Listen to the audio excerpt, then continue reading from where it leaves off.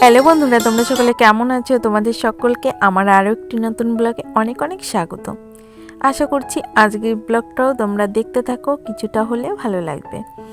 দেখো, আজকে সকাল সকাল ওর বাবা চলে গেছিলো বাজারে। বাজার থেকে অনেকটা মাছ নিয়ে আসছে। সব মাছটা আমি কুটে ধুয়ে রেখে দিয়েছি। আর তখন না কি বলবো, খুবই সকাল ছিল।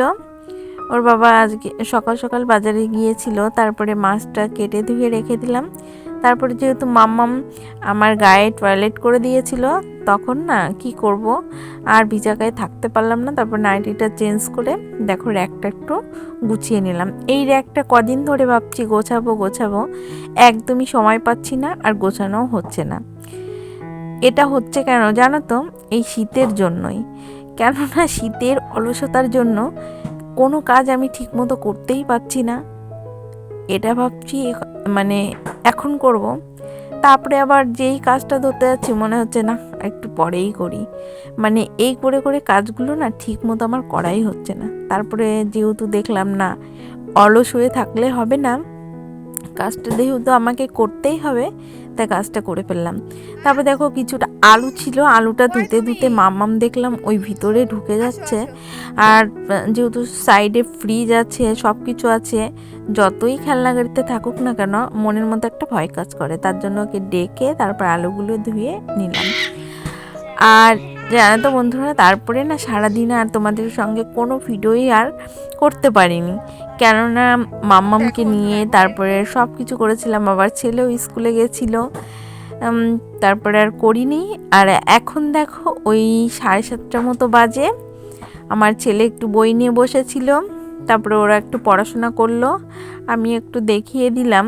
কোনো মতে কি বলবো, আর মেয়েকে নিয়ে একদমই হয় না। ছেলের বইয়ের মলাটগুলো লাগাতে হবে জানো তো, সেটারও সময় পাচ্ছি না এই মেয়েকে নিয়ে। তারপর দেখো যেহেতু দুটোতে ঘরে আছে, আর ঘরের বিছানা কাঁথার দেখো কি হাল করেছে। তারপর দেখলাম এই হালটা আমার আর ভালো লাগছিল না দেখতে। তারপরে ঘরটা দেখো একটু পরিষ্কার করে নিলাম, বিছানাটাকে একটু গুছিয়ে নিলাম, আর একটু ঝেড়ে ঝুড়ে রাখলাম। না হলে রাতে শুতে যেয়ে না আবার খুব খারাপ লাগে, করতে ইচ্ছা করে না। আর আমার ছেলে তোমাদেরকে একটু হাই হ্যালো বলে গেল, দুষ্টুটা। আর ওর বাবার আসারও সময় হয়ে যাচ্ছে। এইভাবে ভাবলাম ঘরটা একটু ঠিকঠাক করে গুছিয়ে নিই। আর এর মধ্যে দেখতে পাচ্ছ আমার মাম্মাম খেলা করছে। আর এই ঢুমটা হয়েছে আমার সোনা মাম্মামের এখন নিত্যদিনের সঙ্গী।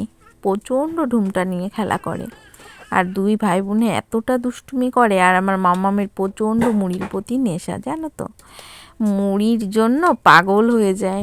তারপরে ওকে কিছুটা মুড়ি দিয়েছিলাম, ও তো আর খেতে পারে না, সবটাই ওই নিচে ফেলে দিয়েছে। আর ঘরটা এতটা এলোমেলো করেছে, তাই দেখো ঘরটা আবার ঝাড় দিয়ে নিচ্ছে। রাতে ঘর ঝাড় দিতে নেই, তবু কি করব বলো, যেহেতু মামাম ফেলেছে তার জন্য ঘরটা ঝাড় দিয়ে নিলাম। আর এর মধ্যে ওর পাপাও চলে আসছে বাড়িতে।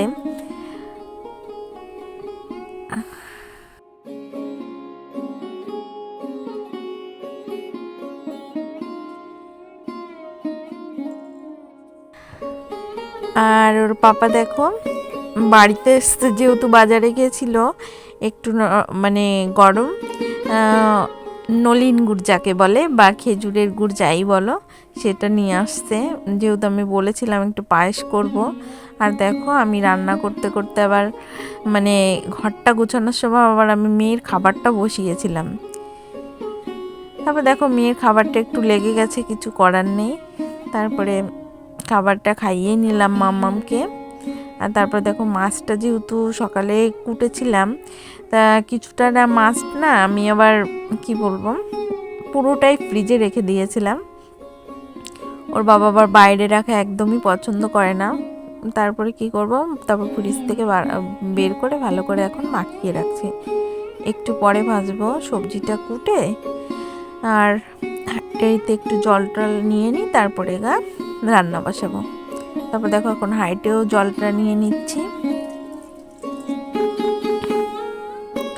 আর এদিকে সোনা মামা, ওর দাদা বড়দা ভাই, ওরা সবাই ঘরে আছে, ওর বাবাও আছে ঘরে।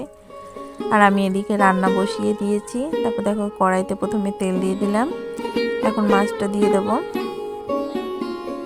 আর আজকে না বেশি কিছু রান্না করব না, যেহেতু অনেকটা রাত হয়ে গেছে এখনো। আর পাবদা মাছগুলো না বেশ বড় বড়, আর অনেকগুলো মাছ ভাজতে একটু সময় লাগবে, তাই ভেবেছি কি মাছটা বসিয়ে দিয়ে আমি না সবজিটা কুটে নেব। আর আজকে বললাম না আলু দিয়ে করব আর কচু ভাজবো, তা কচুটাও কেটে নেব।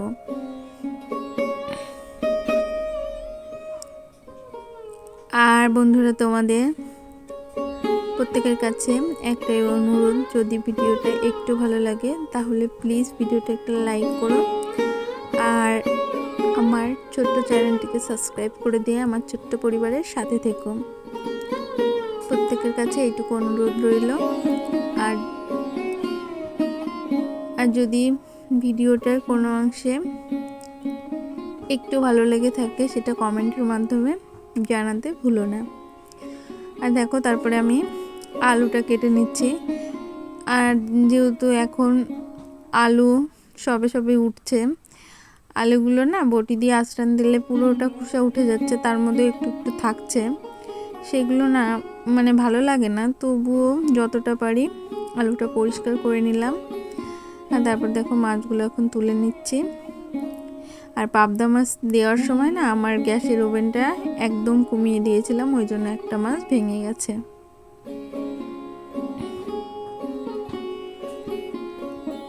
আর তারপর দেখো এভাবে রান্নাটা করে নেবো। আর কিছুটা মাছ আছে, ওটাও দিয়ে নেবো, ভেজে নেবো ভালো করে।